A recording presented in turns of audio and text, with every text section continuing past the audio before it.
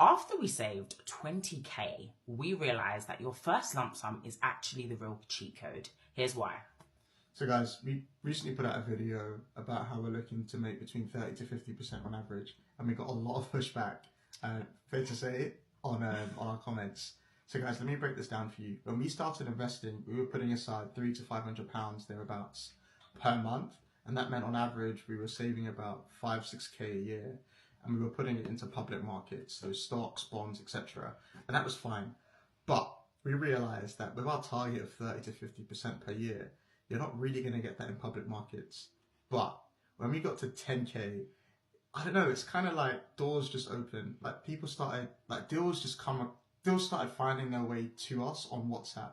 Like somebody would say, I'm doing a property transaction and I'm giving away 15% as a return on investment.